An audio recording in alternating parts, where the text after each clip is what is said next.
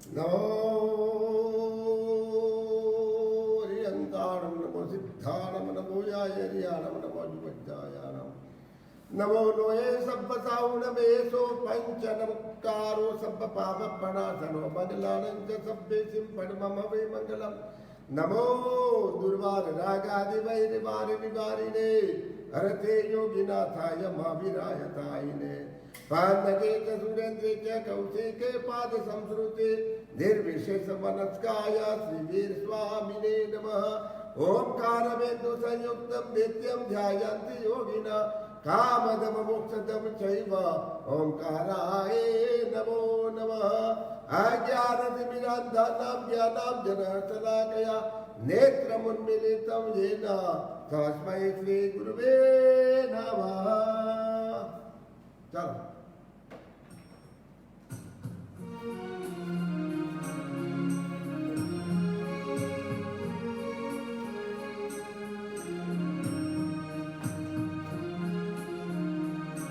डगले अने पगले सतत हिंसा मणे करवी पड़े।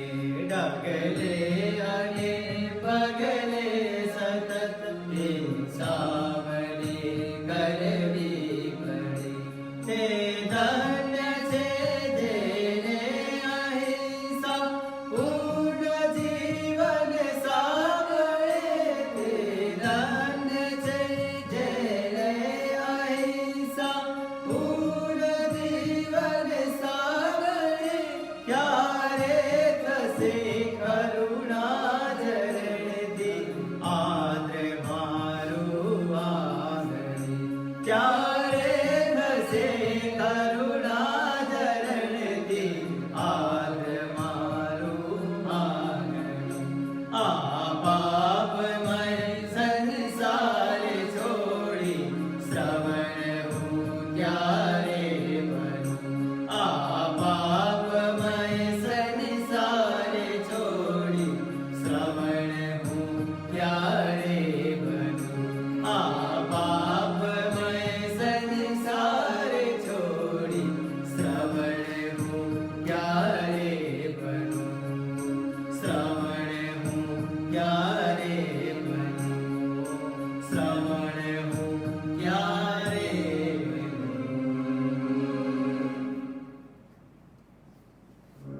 धर्म जिज्ञासु सज्जनों,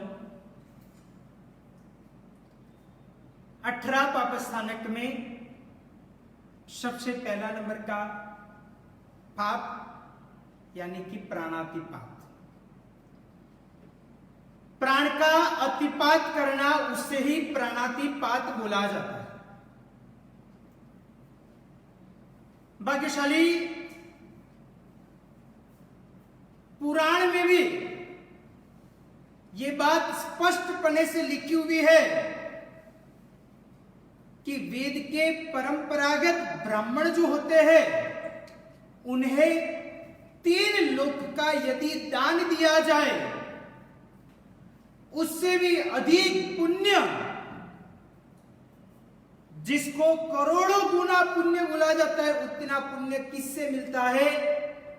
तो छान के, वस्त्र के द्वारा छान के यदि पानी पिया जाए तो उतना लाभ मिल सकता है। भाग्यशाली बहुत कुछ कार्य करने की बिल्कुल जरूरत नहीं है। सिर्फ जो हम पानी पीते हैं, जो हम पानी यूज करते हैं, जो हम पानी के द्वारा स्नान आदि वगैरह कार्य करते हैं, रसोई आदि वगैरह में भी जो पानी का इस्तेमाल होता है, वो पानी कोई सादे वस्त्र के द्वारा छानते हुए उसको वापरना, बस उतना ही सिंपल करना है, तो उसके द्वारा काफी प्रमाण का पुण्य मिल सकता है। भाग्यशाली ऐसी भी बात आती है कि यदि 7 गांव को जलाते हुए यदि खत्म करते उसमें जितना पाप लगता है उतना पाप बिना छाने हुए पानी वापरने में लग सकता है। यानी कि भाग्यशाली 7 गांव को जलाना और खत्म करना, सोचो कि 7 गांव में कितने लोग रहते हैं, उन सभी की हत्या और हिंसा का पाप लगता है। उतना ही पाप बिना छाने हुए पानी को वापरने में हमें लगता है। भाग्यशाली दूसरी एक बात कहूं तो बोला जाता है कि अहिंसा के लिए चरम तीर्थपति परमात्मा महावीर देव का एक शिष्य हुआ, जो एक प्रकार से गृहस्थपने में मेघ कुमार था, और एक दिन की दीक्षा पालने के बाद दूसरे दिन परमात्मा महावीर देव को ये ओघा रजोरण वापिस देने के लिए गया कि मेरे से ये दीक्षा मैं नहीं पाल पाऊंगा। तब परमात्मा ने उसे याद करवाया कि तू तेरे पूर्व भव को याद कर, तूने तेरे पूर्व भव के अंदर एक हाथी बना था, और हाथी बनते हुए एक बार तूने तेरे पैर के नीचे, तुझे पैर में जो खुजली आई, पैर ऊपर किया और पैर के नीचे खरगोश आ गया, और खरगोश को बचाने के लिए तेरा इतना हैवी शरीर था, तो अभी तूने कुछ दिनों तक ये तेरा एक पैर खड़ा रखा, सिर्फ ना सिर्फ एक खरगोश को, एक जीव को बचाने के लिए। तेरे अंदर वो समय काल में भी कितनी अहिंसा की भावना थी, कोई जीव मेरे कारण नहीं मर जाए, ऐसी प्रकार की उच्चतम भावना तेरे जीवन काल में थी। और ऐसी प्रकार की बात करते हुए मेघ कुमार के जीव ने तभी प्रभु महावीर को कहा कि आज से मैं सिर्फ ये मेरे 2 नेत्र का ही ध्यान रखूंगा, मेरे शरीर का कोई ध्यान नहीं रखूंगा। मेरे नेत्र का ध्यान भी इस कारण से ताकि मैं ईर्या समिति का पालन कर पाऊं, परमात्मा की आज्ञा के अनुसार अपना जीवन जी सकूं, उस लिए ही। और ऐसे करते हुए उन्होंने अपना जीवन ऐसे उत्कृष्टपने से व्यतीत किया। भाग्यशाली, याद करो, ये कोई सामान्य बात नहीं है। अहिंसा का पालन अपने जीवन काल में बहुत जरूरी है। कोई व्यक्ति देव, गुरु और धर्म को बहुत अच्छी तरह से मानता है, ब्रह्मचर्य का पालन भी करता है, दान पुण्य आदि वगैरह भी करता है, शास्त्र का अध्ययन आदि वगैरह भी करता है, कोई मंत्र जाप आदि वगैरह भी करता है, परमात्मा की पूजा शिव आदि वगैरह भी करता है, परंतु यदि हृदय में दया नाम का गुण नहीं होगा तो समझ लेना कि सैन्य बिगड़ के राजा कोई भी काम का नहीं है। इस प्रकार आपके जीवन काल में ये दया नहीं होगी तो कितना भी आप धर्म करते हो या तो धर्म की क्रियाएं करते हो, कुछ काम का नहीं बोला जाएगा। इसलिए जीवन में सबसे पहले नंबर में दया नाम का गुण अवश्य में आना ही चाहिए, होना ही चाहिए। दया होगी तो ही वो धर्म टिक पाएगा। यदि जीवन में दया ही नहीं है, निर्दयता का भाव है, मन कलुषित रहता है, व्यक्ति को बारी बारी से मारने का मन होता है, तो भाग्यशाली वो धर्म आपका कोई काम का नहीं बोला जाएगा। इसलिए सबसे पहले नंबर में जीवन में दया लाना चाहिए। और इसलिए ही शायद शास्त्रकार भगवंत ने 18 पाप स्थानकों में सबसे पहला नंबर का पाप स्थानक प्राणातिपात इसलिए ही रखा गया है। भाग्यशाली जो व्यक्ति, जो ग्वालियर ने बाबर के सूली के ऊपर जू को परोते हुए खत्म करने का प्रयत्न किया, तो उसको अपने जीवन काल में कितनी बार, तो 108 बार उसको भी मरने के दिन आए। सोचो भाग्यशाली, 108 बहुत तक उसको मरने के दिन आए। यानी कि ये हिंसा जो एक प्रकार से अंतःकरण पूर्वक तरीके से की गई है, एक बार यदि ऐसी हिंसा अंतःकरण के भावपूर्वक, निर्दयता पूर्वक करने का यदि प्रयत्न किया है, तो चक्रवर्ती ब्याज के समान उसको चुकते करने के दिन आ सकते हैं। बहुत भयंकर प्रकार की तकलीफ आ सकती है। यदि ऐसी तकलीफ नहीं भोगनी है, नहीं बैठनी है, तो फिर अपने जीवन काल में अहिंसा का भाव लाना चाहिए, दया का गुण लाना चाहिए। यदि दया नाम का गुण आपके जीवन काल में होगा, हमारे जीवन काल में होगा, तो हमारा मोक्ष गमन, मोक्ष की तरफ हमारा ये प्रकार का रास्ता बुला जाएगा। भाग्यशाली और भी एक बात कहता हूं, कहा जाता है कि हमारे बिना शायद दुनिया के अंदर पृथ्वी का है, अब का है, त्यों का है, वायु का है, वनस्पति का है, त्रश का है, यानी कि इस प्रकार के जीव शायद हमारे बिना जी सकते हैं। जैसे कि मनुष्य के बिना पृथ्वी के जीव है, पत्थर है, हीरा है, माणिक है, सोनू है, वो सभी जी सकते हैं। अब का के पानी के जीव आदि वगैरह, तो वो भी जी सकते हमारे बिना, हमारी जरूरत उनको नहीं है। वनस्पति काय है तो वो हमारे बिना जी सकते आसानी से। उसके अलावा देखा जाए तो वायु काय के जीव, जो हवा, पवन आदि वगैरह हमारे बिना भी जी सकते हैं। त्योकाय आदि वगैरह की बात करें तो अग्नि, दावानल आदि वगैरह जो है वो हमारे बिना भी जी सकते हैं। त्रशकाय के अंदर देखा जाए तो गाय, भैंस, बकरी आदि वगैरह हमारे बिना जी सकते हैं। उनके लिए हम होना जरूरी नहीं है, परंतु ये सभी के बिना हमारा जीवन जीना मुश्किल है।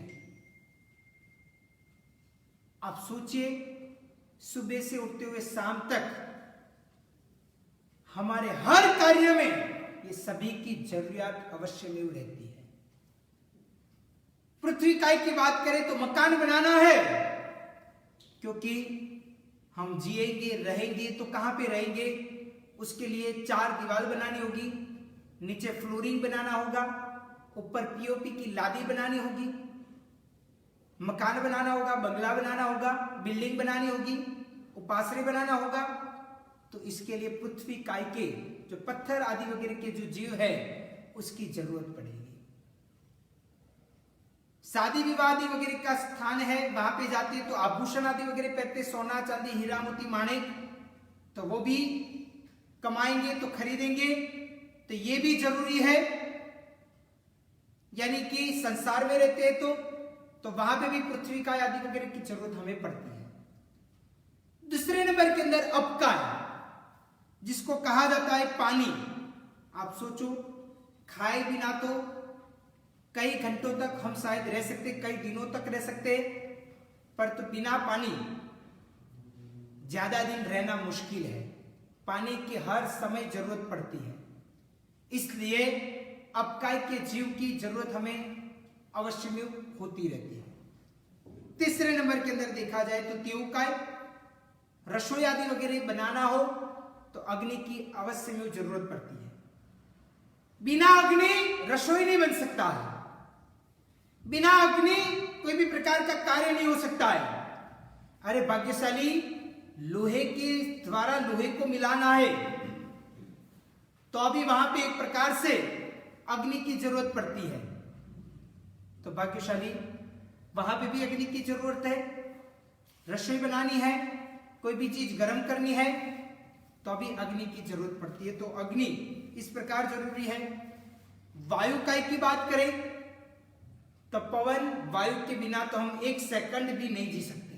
सोचो कि श्वासोश्वास की प्रक्रिया यदि हमारी बंद हो गई, ऑक्सीजन मिलना बंद हो गया तो व्यक्ति का जीना मुश्किल हो जाएगा। चाहे कितना भी सोना चांदी हीरा मोती माणिक पड़े हो, कितना भी आपके पास पैसा आदि वगैरह हो, कोई काम का नहीं। इसलिए अपने जीवन काल के अंदर वायु काय की भी अवश्य में जरूर पड़ती है। अगर वायु काय नहीं होगा तो अभी जीना मुश्किल हो जाता है। उसके बाद आता है वनस्पति काय। चलो कोई तिथि के, बड़ी पर्व तिथि के दिन हो तब हम कठोल के द्वारा चला लेते हैं, परंतु उसके अलावा अन्य दिनों के अंतर्गत वनस्पति का यानी कि शाक भाजी, उसकी तो हर बार भोजन के अंदर भी जरूरत पड़ती है। फल फलादी है, उसकी भी जरूरत पड़ती है, उसके बिना हम जी नहीं सकते। उसके बिना काफी प्रमाण में जो शरीर में विटामिन आदि वगैरह चाहिए वो शायद नहीं मिल पाएगा। आंखों की रोशनी के लिए भी विशेष प्रकार से डॉक्टर वैद्य आदि वगैरह बोलते हैं कि आप ज्यादा से ज्यादा ग्रीन सब्जी खाओ, तो भाग्यशाली वहां पे भी उसकी जरूरत पड़ती है। तो ये वनस्पति काय की जीव की भी जरूरत हमें पड़ती है। उसके बाद त्रश काय के अंदर देखा जाए तो गाय, भैंस, बकरी आदि है, तो उनके लिए भी कहा जाता है कि गाय, भैंस आदि वगैरह भी हमें उनकी जरूरत पड़ती है, क्योंकि सुबह सुबह में चाय बनाना हो, दूध की आवश्यकता है, दूध पीना हो तो भी जरूरी है। कोई भी प्रकार के मेहमान घर के अंदर आते हैं और खीर आदि वगैरह बनाना हो तो भी जरूरत है। तो वहां पे भी हमें गाय, भैंस आदि वगैरह की जरूरत पड़ती है। तो मुझे यह पता नहीं चलता है कि मनुष्य को इतने सारे लोगों की, इतने सारे जीवों की जरूरत पड़ती है तो भी उसकी वो बलि चढ़ाने के लिए वो मनुष्य क्यों तैयार हो जाता है। गाय, भैंस आदि वगैरह को, मुर्गे को कहीं कहीं लोग कहीं जगहों के अंतर्गत मारने का प्रयत्न करते हैं, उसको खत्म करते हैं, निर्दयता पूर्वक उसको मस्तक और धड़ दोनों अलग करने का प्रयत्न करते हैं। भाग्यशाली, ये तो भारत की भूमि है, ऋषि मुनियों की भूमि है, धर्म का स्थान बोला जाता है। और ऐसी भूमियों के अंदर बड़े बड़े प्रकार के कत्ल खाने के अंतर्गत हजारों, लाखों, करोड़ों की संख्या में पशुओं को मारने का प्रयत्न होता रहता है।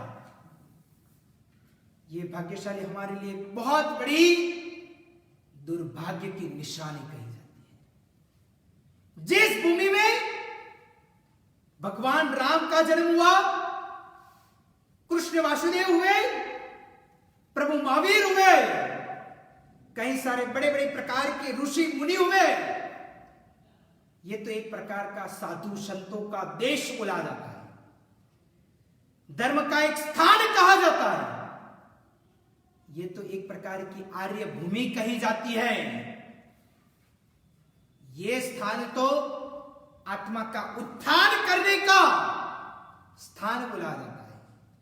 ये भारत के अंदर ऐसी कई जगह है जहां से कई सारे प्रकार के आत्मा मोक्ष में गए हैं, अपना आत्मा का कल्याण किया। ऐसी प्रकार की भूमियों के अंदर जहां पे साधु संतों का वास है और वहां पे कई सारी प्रकार की कत्ले आम पशुओं की होती रहती है, ये भाग्यशाली बिल्कुल भी उचित नहीं है।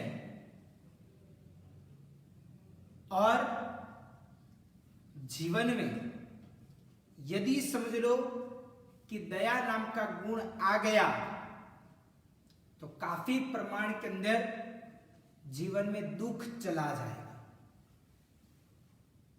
जहां जहां पे जो भी देश में जो भी स्थानों में ये कषाय वृत्ति, कत्ल खाने की वृत्ति, जीवों को मारना, उसका मांस आदि वगैरह बेचना, उसको जीते जी खत्म कर देना, यदि ऐसी परिस्थिति जो जगह पे चलती है, जहां जहां पे चलती है, वैसे ही पापों के कारण ऐसे कोरोना नाम की बीमारियां, चिकनगुनिया नाम की बीमारियां, प्लेग नाम का रोग, ऐसे कई सारे प्रकार के रोग आने का प्रयत्न हो सकता है। परंतु यदि हमारे देश में हर एक व्यक्ति सुधर जाए, हर एक व्यक्ति अपने आत्मा के साक्षी से अहिंसा का, दया का भाव रखे, तो और कोई दूसरे को सुधारने की जरूरत नहीं पड़ेगी। खुद व्यक्ति अपने आप अंदर से सुधर गया तो दूसरे को सलाह देने की जरूरत बिल्कुल नहीं पड़ेगी।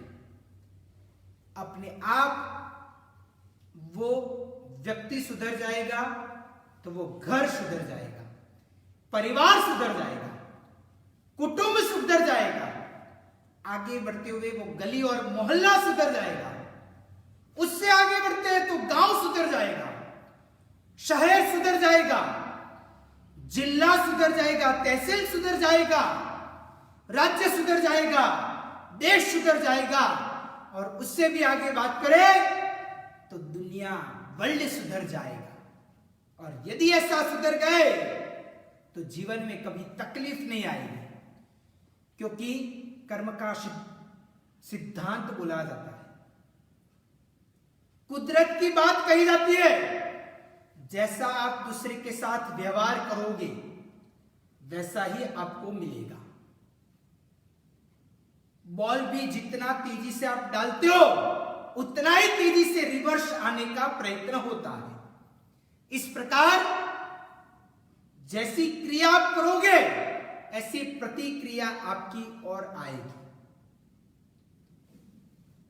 इस प्रकार भाग्यशाली आप यदि व्यक्ति को खत्म करते हो, मारते हो, उसको प्राण से अलग करने का प्रयत्न करते हो, तो याद रखना आने वाले भोग में वही जीव आपको भी खत्म करने वाला बन सकता है, आपको भी निर्दयता पूर्वक तरीके से मारने वाला वो बन सकता है। यदि आपको आपका मृत्यु आपको प्रिय नहीं है तो भाग्यशाली हमें भी दूसरे को मारने का अधिकार बिल्कुल नहीं है। हमें अपनी लाइफ फ्रीडमता पूर्वक, स्वतंत्रता पूर्वक जीने का अधिकार है। तो वैसे वो जीवात्माओं को भी अपना जीवन स्वतंत्रता पूर्वक, फ्रीडमता से जीने का उसको भी उतना ही अधिकार कुदरत ने दिया गया है। यदि हम उसका प्राण छीन लेंगे तो एक दिन ऐसा भी आ सकता है कि वो हमारे प्राण छीनने के लिए तैयार हो जाएगा। शायद भाग्यशाली हमारे पास, मनुष्य के पास दिमाग अच्छा वाला मिला है, पांच प्रकार की इंद्रियां भी अच्छी प्रकार की मिली है, पर तो उसका मतलब यह नहीं होता कि हमारे से कम बलवान, हमारे से जो निर्बल है वैसे जीवों को खत्म करना, उसको मारना, उसको एक प्रकार से शरीर से अलग कर देना, वैसा अधिकार हमें किसी ने दिया नहीं।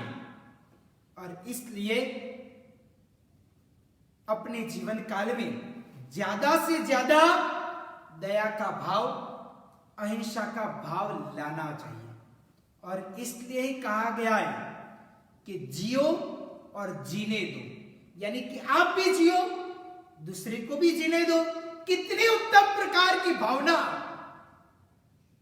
परमात्मा महावीर देव ने बताई है कि आप भी धर्म आराधना करो, आप भी आपकी आत्मा का उत्थान करो, वैसा दूसरा जीव भी, दूसरा आत्मा भी अपने आत्मा का उत्थान करे, वैसा अधिक से अधिक आप प्रयत्न करते रहो।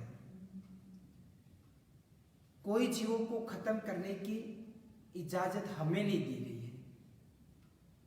भाग्यशाली इस प्रकार समझना चाहिए। और उसमें भी जैन शासन, जैन धर्म की दृष्टिकोण को तो कुछ अलग ही प्रकार की है। वो तो बोलता है कि मनुष्य को तो नहीं मारना चाहिए, मनुष्य को तिर्यंच को भी नहीं मारना चाहिए। मनुष्य को आगे बढ़ते हुए ये वनस्पति का है, उसके अंदर भी जीव है, वायु के अंदर भी जीव है, अग्नि के अंदर भी जीव है, पृथ्वी काय के अंदर भी जीव है, अपकाय के अंदर भी जीव है, पानी आदि वगैरह में भी जीव है। वहां तक सूक्ष्म तक देखने के बाद जैन शासन में बताई है।